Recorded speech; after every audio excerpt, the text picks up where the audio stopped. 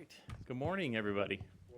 I'm Bill Hauter. I'm the state representative for the 87th district. That's Morton, where I'm from, Lincoln, Illinois, Clinton, Illinois, and that area. So, look, Illinois workers can and should have more money in their pockets if only the state leaders weren't so focused on opposing the president. Last summer, as you know, Congress passed the no tax on tips legislation, which would relieve workers all over the country from having to pay income taxes on the tips they receive for good service on their jobs. But of course, Illinois refused to go along. Why? While tips will be exempt from federal taxes, the state taxman will still be coming for every one of those pennies in Illinois. With the prices we are seeing, somebody who's working hard, making deliveries, waiting on tables, providing great service, if someone wants to tip them for excellent service, they should be able to keep that tip in full, not hand it over to the state. The federal government realizes this, as do most states in the union.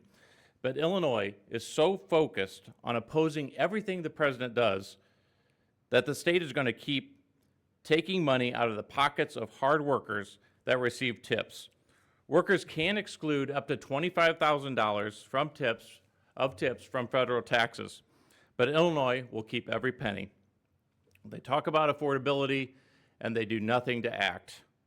There have been at least 3 different bills filed in the General Assembly. I've signed on to every one of them. I think these guys have too, which would create an income tax deduction for tips. But so far, those bills have been sent to the trash heap for Republican bills, which is the Rules Committee, and not allowed to be brought up for any consideration. Again, they talk about affordability and they do nothing. This is something that Illinois could easily do to help our neighbors, our family, our friends, to help contend with the rising cost of living. But our state leaders would rather oppose President Trump than to do something to help those workers. I'm going to now turn it over to my friend, Representative Brad Fritts, to talk about another way Illinois could help working families. Thank you so much, Doc. Good morning, everyone. I'm State Representative Brad Fritts. I represent the 74th District, which is part of Lee, Ogle, DeKalb, Whiteside, and LaSalle counties. Right now, affordability is the top issue for Illinoisans. From young Illinoisans to working families, seniors, everyone is feeling the pressure from high costs of living here within our state. You know, the weekend before last, my fiance and I drove to a wedding in Kansas City. Before we left home, we looked and gas was $4.79 a gallon. Right before we passed into Missouri, we stopped at a rural gas station in western Iowa. Gas there was $3.77 a gallon. Seeing that felt like a kid waking up on Christmas morning. After I filled my tank, I ran into the convenience store, and on my way out, an older gentleman was sitting on the tailgate of his pickup smoking a cigarette. He asked me how I was doing, and I responded with a smile. I said, I'm doing great because I just filled up my gas for $1 or $2 less a gallon than what I pay at home. He said to me, oh, you must be from the state of California. I laughed. I said, no, I'm from Illinois, which is basically the California of the Midwest. This is a true story, and it tells me that Illinoisans don't have to be paying $4.50 or $5 per gallon of gas. If all states bordering us can offer gas at a lower price, it's something we are doing here in Springfield that's causing that burden. At any time, Governor Pritzker could provide temporary relief by suspending the state sales tax on gas, which is, in fact, a tax on a tax. I recently signed on to House Bill 5738, which would suspend the state sales tax on gas for 6 months and allow Illinois families to save a little bit of extra money every time they fill their tank. But instead of providing meaningful relief, the governor would rather keep this added tax and then turn around and say it's all President Trump's fault. Well, good leaders don't pass the buck. They take accountability and find solutions to problems. Our House Republican caucus is dedicated to finding relief for all families in Illinois. I call on my fellow lawmakers to support this common sense piece of legislation aimed at making life more affordable here in the state of Illinois. I'll now turn it over to my colleague, Representative Mike Coffey. Thank you, everybody. Thank you, Representative Fritts, including portions of the city of Springfield, villages of Chatham and Rochester, as well as parts of Macon and Christian County. Expanding educational opportunities for all Illinois students is a no-brainer.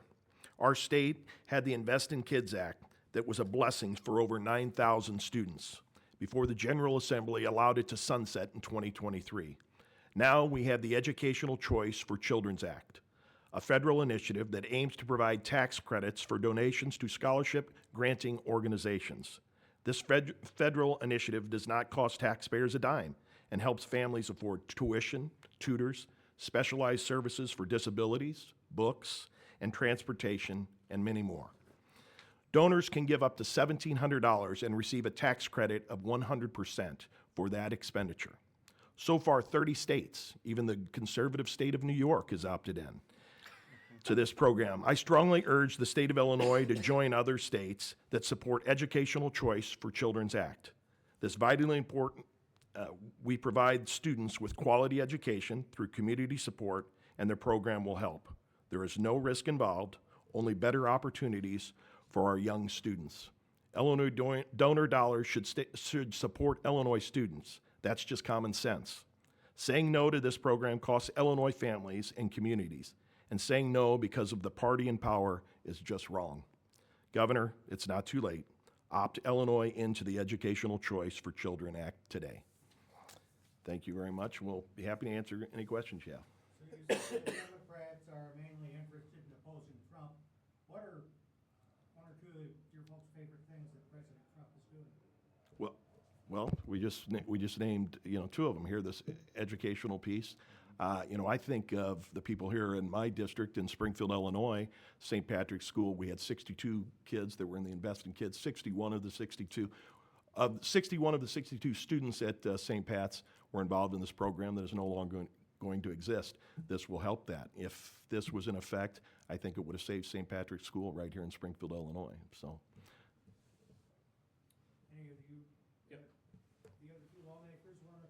Well, other than, national things like closing the border and opposing the trans agenda, those are two major things that I support. But hey, we just talked about my two things that I spoke on: no tax on tips and no tax on overtime.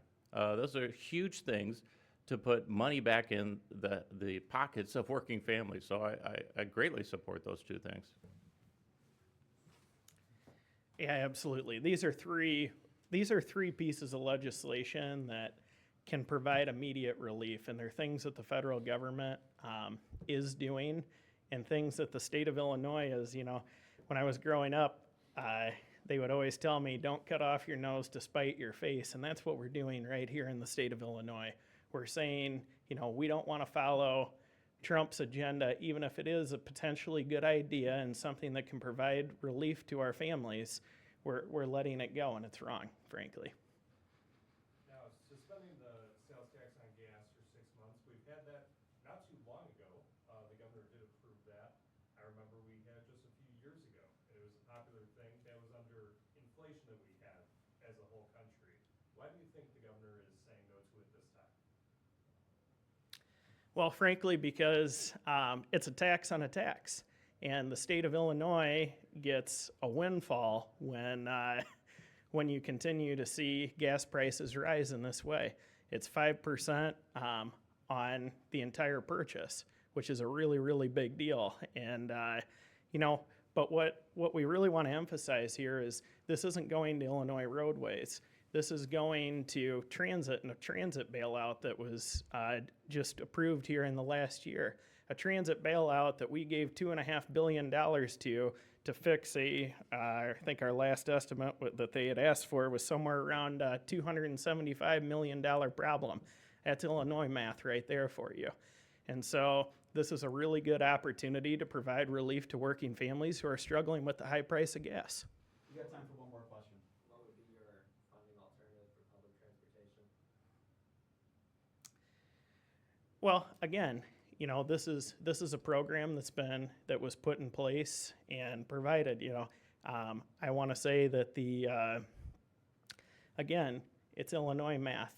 There's still a giant cash cow here when we're going from the $275 million ask to a $2.5 billion solution. And it's not right. And again, it has to come back here to our taxpayers. Thanks, everyone. Thank you. Appreciate it. Thanks, Dave.